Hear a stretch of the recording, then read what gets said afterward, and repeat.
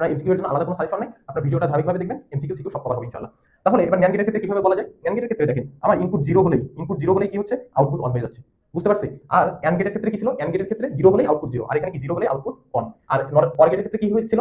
Input on থাকলেই output on, কিন্তু নর গেটের ক্ষেত্রে কি হলো? ইনপুট অন থাকলে আউটপুট জিরো। তার মানে কি অরের উল্টা হচ্ছে নর, অ্যান্ড এর উল্টা হচ্ছে ন্যান্ড, বুঝতে পারছি বিষয়টা? আসসালামু আলাইকুম, আমি সামিউল ইসলাম নাইম। তোমাদের জন্য আজকে যে টপিক নিয়ে আলোচনা করব সেই টপিকের নাম হচ্ছে ট্রুথ টেবিল।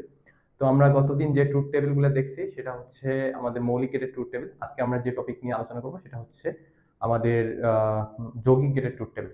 তো আমরা যৌগিক গেটের নর্মালি দুই প্রকার, একটা হচ্ছে কি সার্বজনীন গেট এবং আরেকটা হচ্ছে বিশেষ গেট।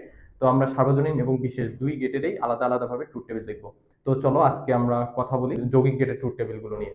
তাহলে আমাদের যৌগিক গেটের ট্রুথ টেবিল হচ্ছে, যৌগিক গেট গুলো কি কি সেটা আগে দেখি। তো আমাদের যৌগিক গেট হচ্ছে নর গেট আর ন্যান্ড গেট, এই দুইটাকে আমার সার্বজনীন গেট বলা হয়। কি গেট বলা হয়? সার্বজনীন গেট। তো কি গেট বলা হয় হোক, এটা বিষয় না। তো আমাদের সুবিধার্থে যেন কম সময় লাগে, যার কারণে আমরা আগে কিছু ড্র করে নিচ্ছি। তো এগুলা পরে আগে আমরা এটাতে দিয়ে শিখবো, এটা দিয়ে শেখার পর বাকিগুলো আমরা করতে পারবো দ্রুত ইনশাল্লাহ। তো তাহলে দেখি, আমাদের বলছে নরগেট। এখন নরগেট কি করে? নরগেট দেখতে কিরকম? এরকম।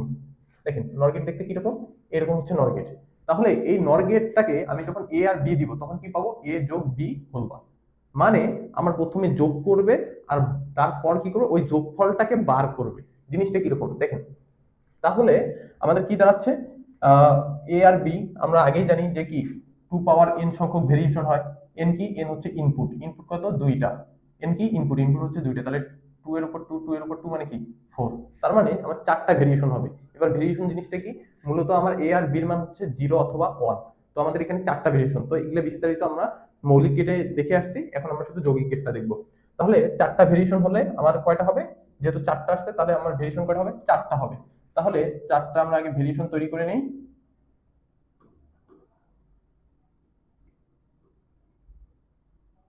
চারটা ভেরিয়েশন তৈরি করে নিছি আমরা।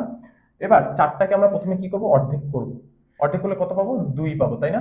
তাহলে দুইটা জিরো, দুইটা ওয়ান। আবার দুইকে অর্ধেক করলে কত পাবো? এক পাবো, তাই না?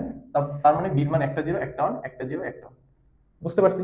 এগুলো আমরা যেহেতু গত ভিডিও করে আসছি, তো এটা নিয়ে আর বেশি কথা বললাম না। এবার আমরা দেখি যে আউটপুটটা কি হয়। জিরো যোগ জিরো কি হবে?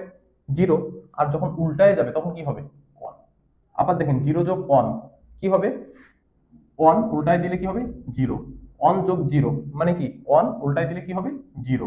ওয়ান যোগ ওয়ান মানে হাজারটা ওয়ান যোগ করলে অনেক হয়, এটা কিসের নিয়ম? বুলিয়ান অ্যালজেব্রার নিয়ম। যার কারণে ওয়ান যোগ ওয়ান যোগ করলে ওয়ান হয়, উল্টায় দিলে কি হবে? জিরো। বুঝতে পারছি? মানে আমার ওয়ার গেটের উল্টা হচ্ছে কি গেট? নর গেট। তারপর এবার দেখেন আমরা ন্যান্ড গেট। ন্যান্ড গেটের ক্ষেত্রে সেম। ন্যান্ড গেট দেখতে কিরকম? এরকম। কয় ইনপুট? দুই ইনপুট দিয়ে করবো। তাহলে দুই ইনপুট দিয়ে করলে কি হবে? টু এর উপর টু মানে কি? ফোর। তাহলে চারটাকে অর্ধেক করবো, মানে এটার মতো সেম হবে ভেরিয়েশনটা। তাহলে কি হবে? Zero zero one one. তারপর কি? Zero one, zero one. তাহলে এটা কি করবে? এটা হচ্ছে ন্যান্ড গেট, তাই না? তো আমাদের এখানে ক্যালকুলেশনটা একটু ভুল আছে। ন্যান্ড গেটের ক্ষেত্রে গুণ করলে কি হয় না, ন্যান্ড গেটের ক্ষেত্রে ক্যালকুলেশন করলে গুণ এবং হোলবার হয়। কি হয়? গুণ এবং হোলবার। তাহলে আমার ভ্যালুগুলো কি হবে? ভ্যালু হবে গুণ করবে এই দুটো, কি করবে? এ আর বি কে গুণ করবে, গুণ করে উল্টায় দেবে। তাহলে জিরো যোগ জিরো গুণ করলে কি হয়? জিরো। তাহলে উল্টায় দিলে কি হবে? ওয়ান। ওয়ান ইন্টু জিরো গুণ করলে কি হয়? জিরো। উল্টায় দিলে কি হবে? ওয়ান। আবার ওয়ান ইন্টু জিরো গুণ করলে কি হয়? জিরো হয়। উল্টায় দিলে কি হবে?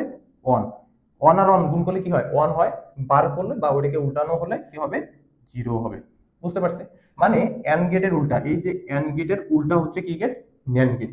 এন গেটে দেখো এখানে এখানে এই তিনটে জায়গায় আমরা জিরো পাইছিলাম, আর ন্যান্ড গেটে কি পেলাম? এই যে জায়গায় জিরো ছিল সেখানে কি পেলাম? ওয়ান পেলাম। আর যেখানে ওয়ান ছিল সেখানে কি পেলাম? জিরো পেলাম।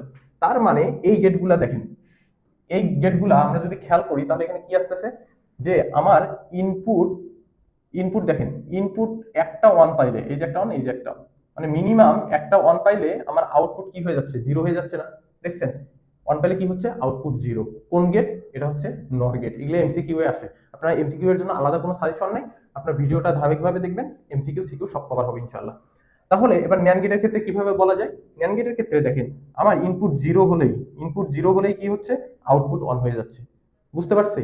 আর অ্যান্ড গেটের ক্ষেত্রে কি ছিল? অ্যান্ড গেটের ক্ষেত্রে জিরো হলেই আউটপুট জিরো, আর এখানে কি? জিরো হলেই আউটপুট অন। আর অর গেটের ক্ষেত্রে কি হয়েছিল? ইনপুট অন থাকলেই আউটপুট অন। কিন্তু নর গেটের ক্ষেত্রে কি হলো? ইনপুট অন থাকলে আউটপুট জিরো। তার মানে কি অরের উল্টা হচ্ছে নর, অ্যান্ড এর উল্টা হচ্ছে ন্যান্ড। বুঝতে পারছি বিষয়টা? তাহলে এবার আমরা এক্স অরের ক্ষেত্রে দেখি। দেখেন এখানে কিভাবে কাজ করে। তাহলে আমাদের এইখানে সেম ভাবে কি হবে, দুইটা জিরো হবে, দুইটা অন হবে, জিরো অন, জিরো অন। এখন মেইন কথা হচ্ছে আমার এই জিনিসটা, এটা তো এক্সক্লুসিভ তাই না? এটা কি এক্সক্লুসিভ, এ এক্সক্লুসিভ বি। এখন ভাই এটা তো আমি যোগও বুঝতেছি না, গুণও বুঝতেছি না, বারও বুঝতেছি না। এইটা কি? দেখেন এইটাকে আমি বলছিলাম আগের ভিডিওয়ে এ এক্সক্লুসিভ বি। এক্সক্লুসিভ বি কে কি লেখা যায়? আমরা যদি মুখস্থ না হয় এভাবে মনে রাখতে পারেন, এবি যোগ এবি দিবেন, দেওয়ার পর আপনারা কি করবেন, প্রথমেরটার উপরে বাদ দিবেন, এবার পরেরটাতে দিবেন না। এবার প্লাসের পর পরেরটার উপরে বাদ দিবেন, প্রথমেরটার উপর দিবেন না। মূলত আমরা এই ইকুয়েশনটা নিয়ে কাজ করব। এবার দেখেন এটা অনেক বড় আকারে করা যায়, আবার শর্টকাটেও করা যায়, আবার আমি আলাদাভাবেও করতে পারি। তাহলে দেখেন আমার এখানে কি বসতেছে, এই ক্যালকুলেশনটা আমার করে আমি এই ঘরে মানগুলো বসাবো। তাহলে দেখেন এর মান কত, জিরো। তাহলে আমার কি বসাইতে হবে, এ বারের মান। এ বারের মান তাহলে কি হবে, ওয়ান। আবার বির মান কি, জিরো। তাহলে বি তো বি আছে জিরো, এটা যোগ এর মান কত, এর মান হচ্ছে জিরো, জিরো বসালাম। বি বারের মান কত হবে, বি বির মান জিরো দেওয়া আছে, তাহলে বি বার কি হবে, উল্টা যাবে, ওয়ান।